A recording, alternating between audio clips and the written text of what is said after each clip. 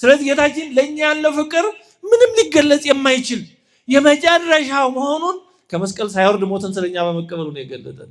የተወደዳቸው እግዚአብሔር ሰዎች እግዚአብሔር እንደሚወደን እርግጠኛ ምን ሆነው በዚህ ነው። በእውነቱ እኔ ለራሴ የማረጋግጠው በዚህ ነው። እግዚአብሔር እንደሚወደኝ እርግጠኛ ሆነው በዚህ ነው። በተለያዩ ውጣ ውረዶች የሚያጠራጥሩን የሚፈትኑን እንዲያው ፍቅሩን ጥያቄ ምልክት ውስጥ የሚያስገቡ ነገሮች ቢገጥሙን መስቀሉ መልስ ነው፣ ይመጣል ከፊታችን። ክርስቶስ ታዲያ የሞተው በከንቱ ነው እንዴ? ያን በአዳም ምክንያት የመጣውን የሞት ፍርድ ሊያስወግድ ነው ከመስቀል ያልወረደው። እኛ ዛሬ የምንሞተው በሞቱ በኩል አልፈን ትንሣኤን ገንዘብ ለማድረግ ነው። 3 ልደቶች አሉን ይላል። የመጀመሪያው ከእናት ማህፀን፣ ሁለተኛው ከማህፀነ ዮርዳኖስ እኛ ክርስቲያኖች በጥምቀት የተወለድነው ልደት ነው። ሶስተኛው ከማህፀነ መቃብር ነው። ሁለቱን ተወልደናል። ሶስተኛውን በመቃብር ስንሞት በመቃብር እንጸነሳለን። የተጸነሰ ቀኑን ጠብቆ መወለዱ እንደማይቀር በመቃብር የተጸነሰ የሰው ልጅም በትንሣኤ መነሳቱ አይቀርም በሰማያዊ መንግስት። እግዚአብሔር ሁላችንንም ለዛ ያብቃንና በእውነቱ እንደው እዚህ ካለነው ሁላችንንም ለዛ ለሰማያዊ መንግስቱ ያብቃን። የሚለይ አንድም ሰው አይኑር። እንደው መድኃኔዓለም አደራ፣ እንደው በእውነቱ እንደው አደራ። ወጣትነታችንን በመጠቀም ወጣትነትን ተጠቀምበት። ጊዜን አታባክን። ወጣትነትሽን ውበትሽን ተጠቀሚበት።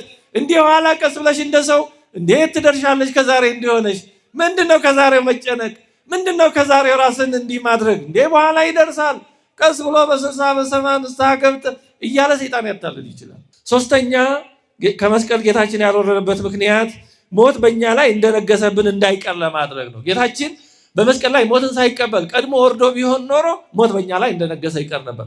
በመስቀል ላይ ጌታችን የእኛን ሞት በፈቃዱ ስለተቀበለ ከዚህ በኋላ የእኛ ሞት ቀርቷል። በክርስቶስ ሞታችን ተክሷል። ዛሬ እኛ በክርስቶስ የምናምን ክርስቲያኖች በአዲስ ኪዳን ያለን የምንሞተው በብሉይ ኪዳን የነበሩት እንደሚሞቱት ሞት ያለ አይደለም። በብሉይ ኪዳን የነበሩ ከአዳም ጀምሮ የነበሩ እናት አባቶቻችን የሚሞቱት ሞት አዳም አንተ መሬት አንተ ወትገብ ውስተ መሬት፣ አዳም ሆይ መሬት ነህ፣ አፈር ነህ፣ ወደ አፈር ትመለሳለህ በሚለው የኩነኔ የፍርድ ሞት ነበር የሚኖሩት። ያ በክርስቶስ ተወግዷል። አሁን ዛሬ ለሚሞት ሰው ይሄ ጥቅስ አይጠቀስም። ቢጠቀስም በጥንቃቄ ነው። እንደው ዝም ብሎ ሰው ሲሞት ምን ይደረግ አፈር ነው ወደ አፈር ትመለሳለህ አይባልም ወዳጆች። ለምን? ይሄማ በክርስቶስ ተወገደ እንዴ። ክርስቶስ ታዲያ የሞተው በከንቱ ነው እንዴ? ያን በአዳም ምክንያት የመጣውን የሞት ፍርድ ሊያስወግድ ነው ከመስቀል ያልወረደው። እኛ ዛሬ የምንሞተው በሞቱ በኩል አልፈን ትንሣኤን ገንዘብ ለማድረግ ነው። ምክንያቱም ጌታችን በአካል ዘይመውት ዳግመኛ ሞት በማያገኘው ሰውነት የተነሳው ሞትን ተቀብሎ በትንሣኤ በኩል ነው። ይህ ሰውነታችን ያረጃል፣ ያፈጃል፣ ለዘላለም ሊኖር አይችልም። ስለዚህ ይህ ሰውነታችን የሚያረጅ የሚያፈጅ የሚበሰብስ የሆነው በእግዚአብሔር መንግስት ለዘላለም መኖር ስለማይችል እንደ መላእክት ያለ ማለት ሰውነትነቱ ሳይጠፋ ማርጀት፣ ማፍጀት፣ መብላት፣ መጠጣት፣ መተኛት፣ መነሳት፣ መታመም፣ መፈወስ ሳያስፈልገው ለዘላለም የማይለወጠው ነው መኖር የሚችለው የሰውነታችን በመቃብር ሲያልፍ ነው። ስለዚህ ዛሬ መቃብር ለዘላለማዊ ልደት የምንወለድበት ማህፀን ነው። ወብነ ሰለስቱ ልደታት ይላል ቅዱስ ጎርጎርዮስ ነባቤ መለኮት። 3 ልደቶች አሉን ይላል። የመጀመሪያው ከእናት ማህፀን ነው። ሁለተኛው ከማህፀነ ዮርዳኖስ እኛ ክርስቲያኖች በጥምቀት የተወለድነው ልደት ነው። ሶስተኛው ከማህፀነ መቃብር ነው። ሁለቱን ተወልደናል። ሶስተኛውን በመቃብር ስንሞት በመቃብር እንጸነሳለን። የተጸነሰ ቀኑን ጠብቆ መወለዱ እንደማይቀር በመቃብር የተጸነሰ የሰው ልጅም በትንሣኤ መነሳቱ አይቀርም። ስለዚህ ዛሬ የምንሞተው ለትንሣኤ ነው። አዳም ሆይ አፈር ነህ ወደ አፈር ትመለሳለህ ተብሎ ነበር ብለን ብንጠቅስም በጥንቃቄ ነው። ይሄ በአዳም ተብሎ ነበር፣ በክርስቶስ ተወግዷል። እኛ ዛሬ ክርስቲያኖች የምንሞተው በፍርድ በኩነኔ አይደለም፣ ለትንሣኤ ነው የምንለው። ለትንሣኤ ነው የምንሞተው። ዛሬ ክርስቲያን ወገኖቻችን ሲሞቱ መዋሲቱ አቡኑ እየተመራ መዋሲቱ እየተዜመ ወረብ እየተወረበ የሚሸኙት እኮ ለዚህ ነው። ለምን? ሞት ተሸንፈዋል። ካህናቱ የሚወርቡት ሰው ሲሞት ካህናቱ የሚወርቡት የሰው ማህሌት የሚቆሙት ከበሮ እየመቱ ጸናጽል በጸናጽል የሚያዜሙት የሰው ሞት ስለማያሳዝናቸው ነው ወይስ የሟቹ ቤተሰብ ሀዘን ስለማይሰማቸው ነው? አይደለም። ሞት ተሸንፏል ነው። ሞት መንገድ ነው። ሞት በክርስቶስ ድል ተነስቷል ነው። ሞት ወደማይጠፋው መንግስት የምንሄድበት መንገድ ነው። ሞት ሶስተኛው ልደት ለመወለድ የምንጸነስበት ነው። እንዲያ ስለሆነ ነው እና ጌታችን ከመስቀል ያልወረደበት ሶስተኛው ምክንያት ይሄ ነው። ሞትን ስለኛ ተገብቶ ተቀብሎ ድል ለማድረግ ነው። ጌታችን በመስቀል ላይ ባይሞት ኖሮ ሞት በእኛ ላይ እንደሰለጠነ አዳም ሆይ አፈር ነህና ወደ አፈር ትመለሳለህ የተባለው ለዘላለም እንደተፈጸመብን እንቀር ነበረ። ስለዚህ ጌታችን ከመስቀል አልወረደም፣ ሞታችንን ድል ለማድረግ ሞቱን ተቀብሎ የኛን ሞት ተቀብሎ ሞትን አጥፍቶ ሞትን በትንሣኤ ለመለወጥ ነው። አራተኛ ጌታችን ከመስቀል ያልወረደበት ምክንያት ወንጌል የሚሰበከው የሰው ልጆች ወደ እርሱ የሚቀርቡት ከሞቱና ከትንሣኤው በኋላ ስለሆነ ነው። ጌታችን ባይሞት ኖሮ ወንጌል አይሰበክም ነበር፣ እኛም አንኖርም። ወንጌል ማለት የምስራች ማለት ነው። የምስራች ያሰኘው ሞተ ሥጋ ሞተ ነፍስ መጥፋቱን በክርስቶስ ትንሣኤ የሰው ልጅ ሕይወት አቅጣጫ መለወጡን ለአንዴና ለዘላለሙ መለወጡን መዳረሻችን ሞት ሳይሆን ዘላለማዊ ሕይወት ትንሣኤ መሆኑ የተረጋገጠ ስለሆነ ነው። ዲያብሎስ እንደተሻረ ሞት እንደጠፋ በወንጌል ስለሚሰበክ ነው። ወንጌል የምስራች መልካም ዜና የተባሉ አለዛ ወንጌል አይኖርም ነበር። ክርስቶስ ባይሞት ሞትን ድል ባያደርግና ባይነሳ ኖሮ ምን ተብሎ ይሰበካል? ምን እናደርጋለን? ክርስትና እንዲሁ ዝም ብሎ ሞራል ጥሩ ሆነ ኑር አይነል ፍልስፍና የነበር የሚሆነው አይደለም። ክርስትና ከሞት ባሻገር ስላለው ክብር ነው።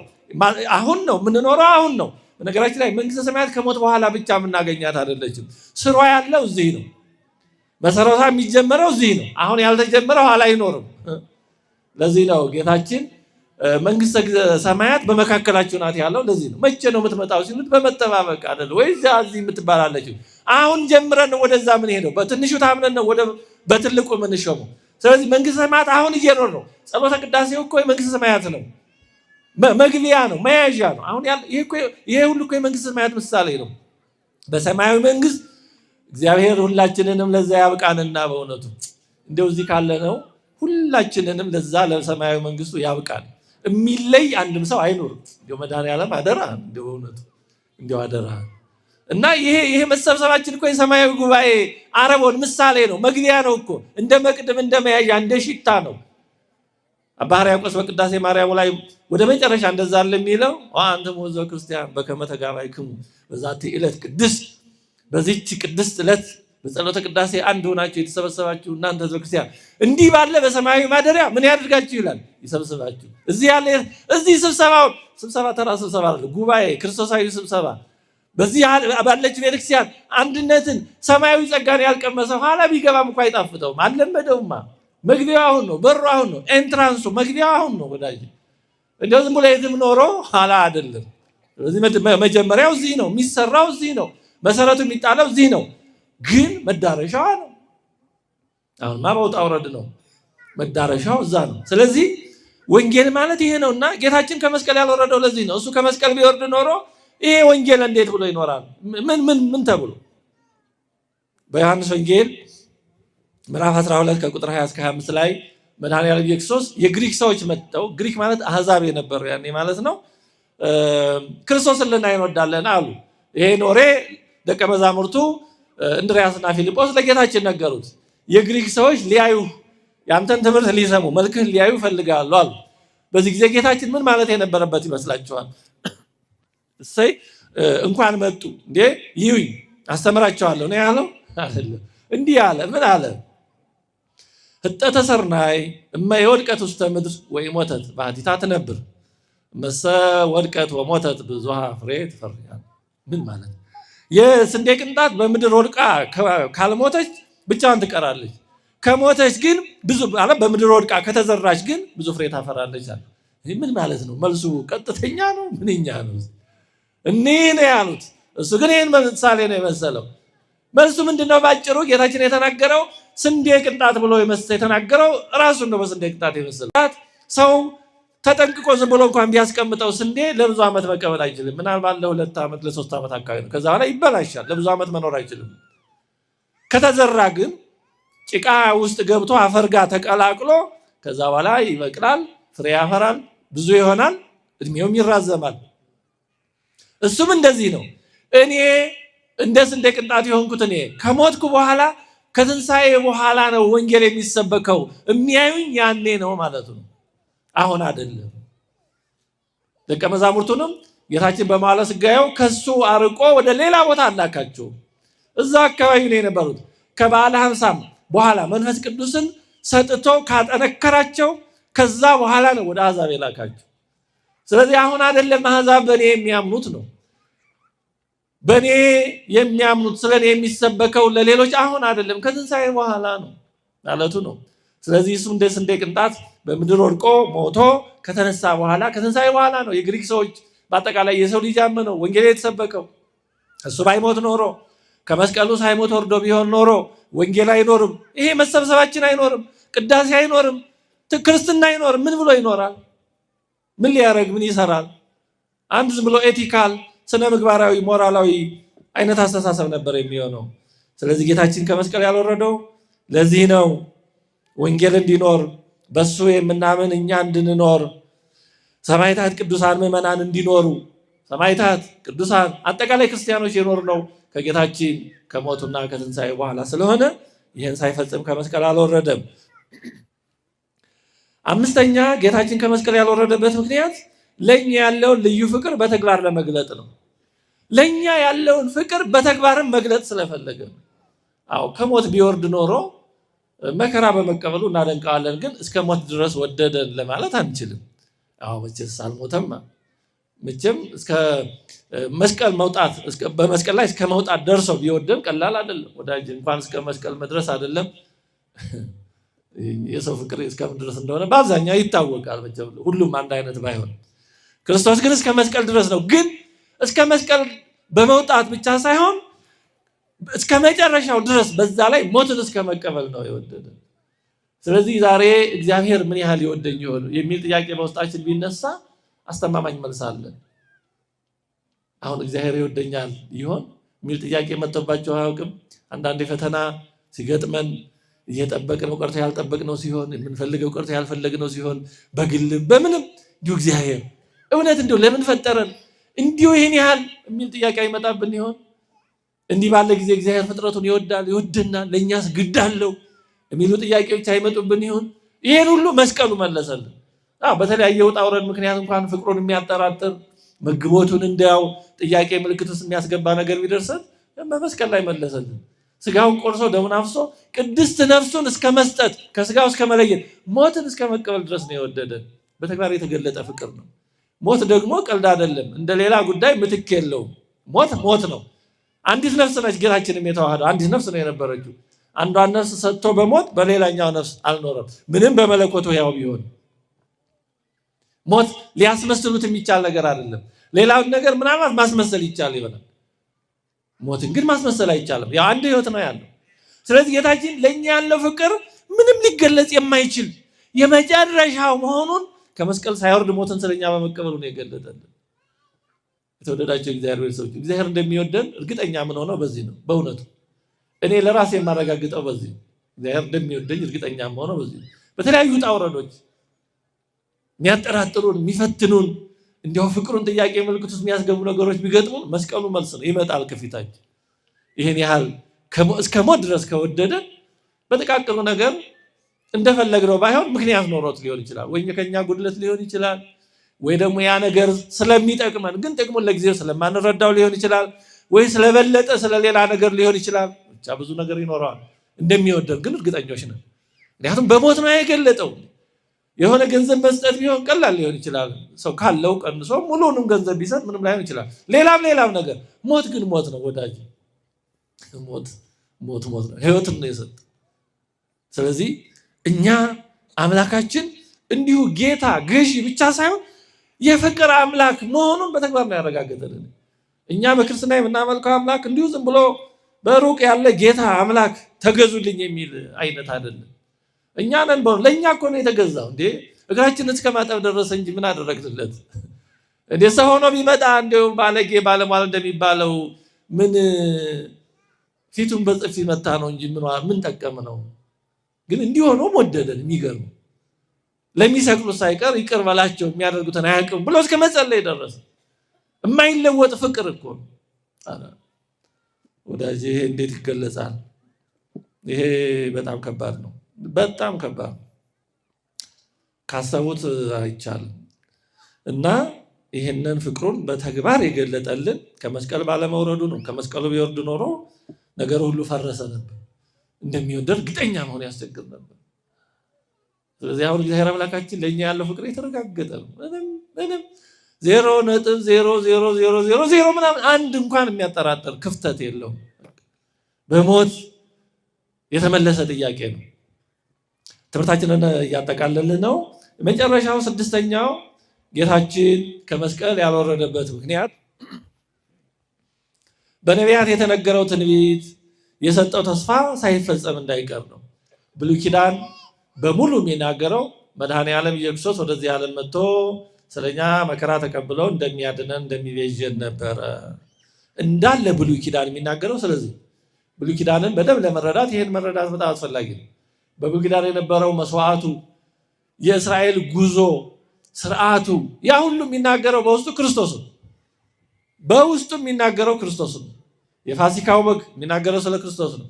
አብርሃም ይስሐቅን ይዞ ወደ ሞሪያ ተራራ እንዲወጣ በሶስተኛው ቀን እንዲሰዋው ተነግሮት አብርሃምም እሺ ብሎ ከዛ በኋላ በሶስተኛው ቀን አጋድሞ ሊያርደው ሲል ተው ተብሎ ቤዛ ይስሐቅ የሆነ በግ መጥቶ ይስሐቅ መፈታቱ፣ በጉ መሰዋቱ፣ የሁሉ በውስጡ ነገረ ክርስቶስ ነው። ዕለተ ዓርብ ነው። ዕለተ ሕማማት ነው። ነገረ ድነት ነው። እንዳለ የፋሲካው በግ በሙሉ የእስራኤላውያን ጉዞ አለቱ ሲመታ ውሃ እያፈለቀ መጠጣታቸው አለቱ ክርስቶስ ነው። አንደኛ ቆሮንቶስ 14 ላይ ቅዱስ ጳውሎስ እንደተናገረው ይከተላቸው ከነበረው ከመንፈሳዊ አለት ጠጥተዋል፣ ያ ማለት ክርስቶስ ነበር ይላል። አለቱ ሲመታ ውሃ እየፈለቀ እስራኤል ይጠጡ እንደነበረ አለት የተባለ ክርስቶስ ጎኑ በተወጋ ጊዜ ከጎኑ ውሃና ደም ፈሰሰ። ውሃውን እንጠመቅበታለን፣ ደሙን ደግሞ በቅዱስ ቁርባን እንቀበለዋለን። እንዳለ ብሉይ ኪዳን ነገረ ክርስቶስ ነው።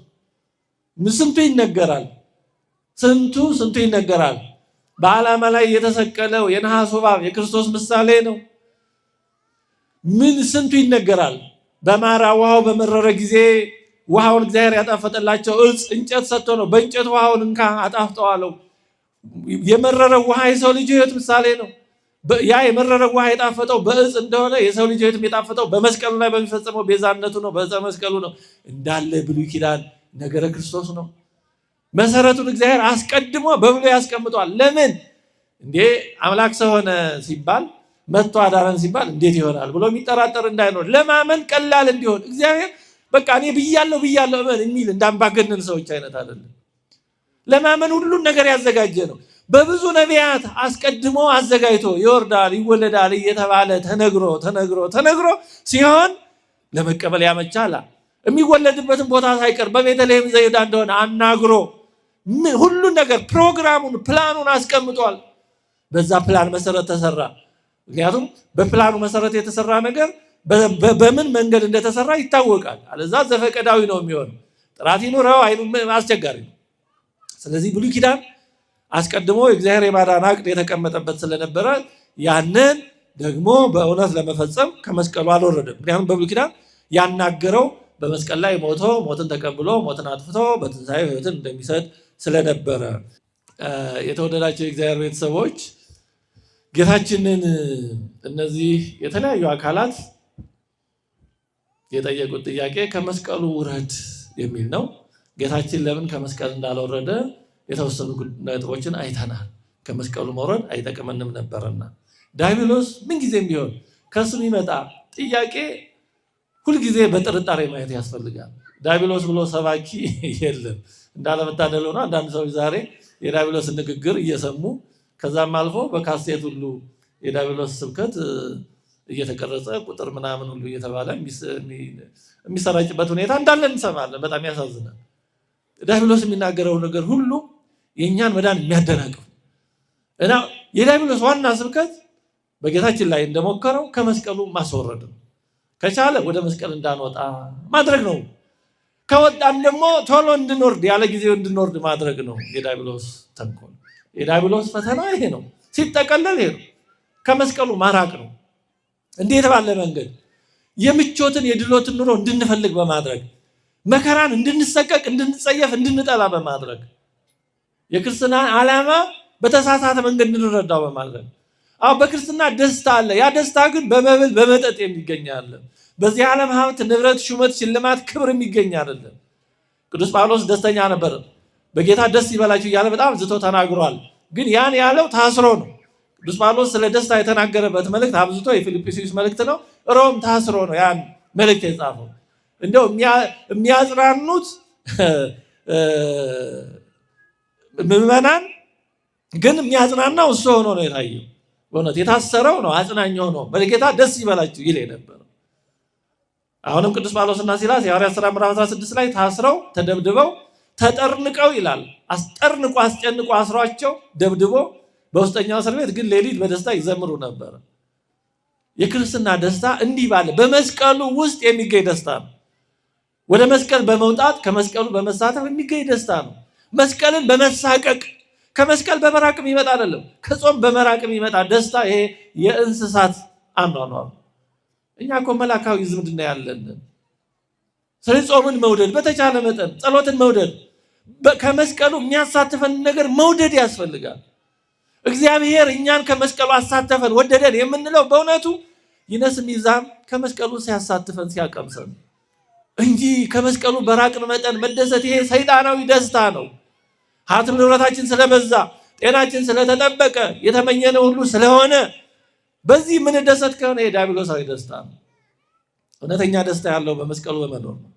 የተወደዳቸው እግዚአብሔር ቤተሰቦች ሰይጣን ወይ ወደ መስቀሉ እንዳንወጣ አስቀድሞ ያስፈራራናል፣ ወይም ደግሞ በተለያየ መንገድ የዚህን ዓለም ጣዕም እያሳየ በዛ ተስበን ተታለን ከመስቀሉ እንድንርቅ ሊያደርገን ይችላል። ወጣትነታችንን በመጠቀም ወጣትነትን ተጠቀምበት፣ ጊዜን አታባክን፣ ወጣትነትሽን ውበትሽን ተጠቀሚበት። እንዲህ ኋላ ቀስ ብለሽ እንደሰው እንዴት ትደርሻለሽ? ከዛሬ እንዲሆነሽ ምንድነው ከዛሬው መጨነቅ? ምንድነው ከዛሬው ራስን እንዲህ ማድረግ? እንዴ በኋላ ይደርሳል፣ ቀስ ብሎ በ60 በ70 ንስሐ ገብተህ እያለ ሰይጣን ያታልል ይችላል። የሰይጣን ስብከት ይሄን የመሰለ ነው። አንተ ምንድነው እንዲህ የምትሆነው?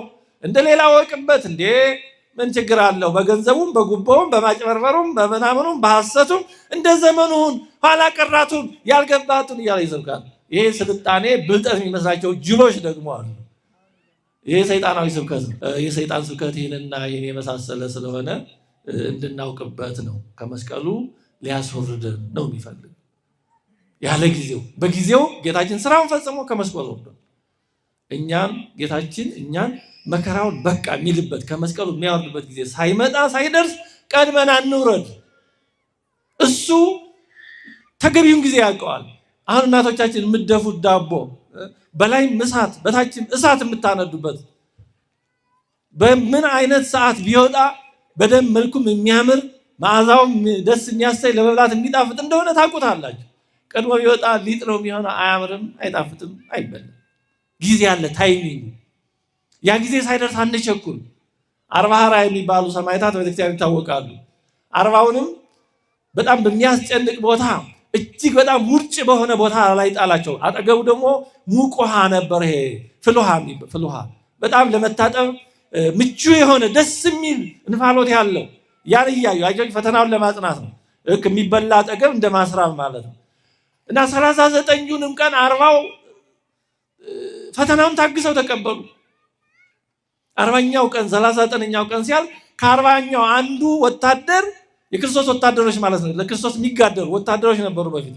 እና በ40ኛው ቀን መከራው ጠናበት፣ አይድረስ ነው። በጣም ጨነቀውና እኔ አውጡኝ በቃ አለ፣ ካደ። መከራው አስጨነቀው። እግዚአብሔር በእውነት በመከራ ከመሸነፍ ይጠብቀን ይታደገን።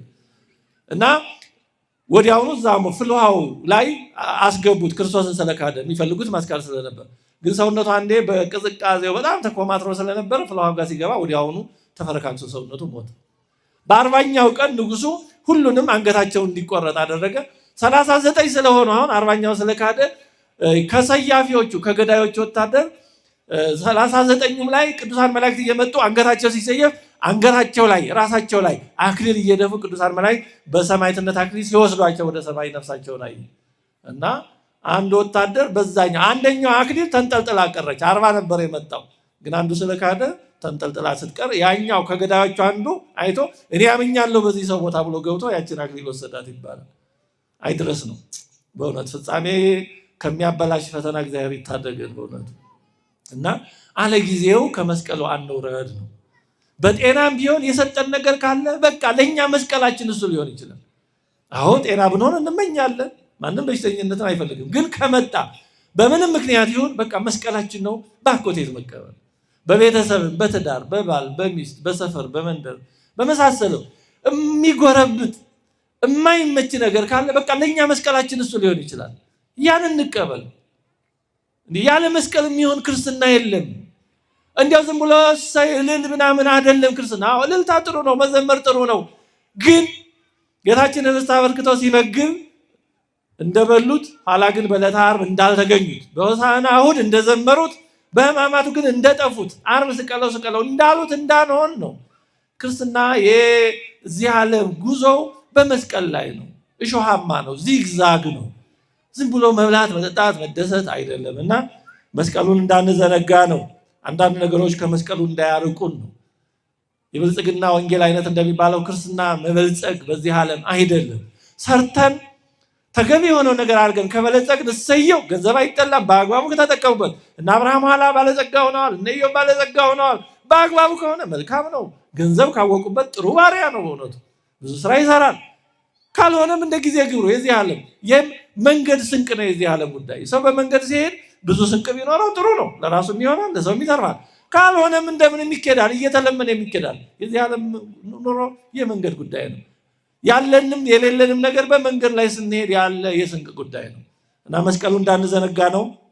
መድኃኒታችን ኢየሱስ ክርስቶስ በመስቀሉ እንዳዳነን፣ በመስቀሉ ሞትን ድል አድርጎ ሕይወትን እንደሰጠን እኛም ይሄን የተቀበልነውን ሕይወት እስከ መጨረሻው ድረስ ጸንተን በቀኙ ከሚያቆማቸው ከሚያመሰግናቸው ቅዱሳን ወዳጆቹ ጋር በቸርነቱ እንዲቆጥረን ቅዱስ ፈቃዱ ይሁንልን። አሜን።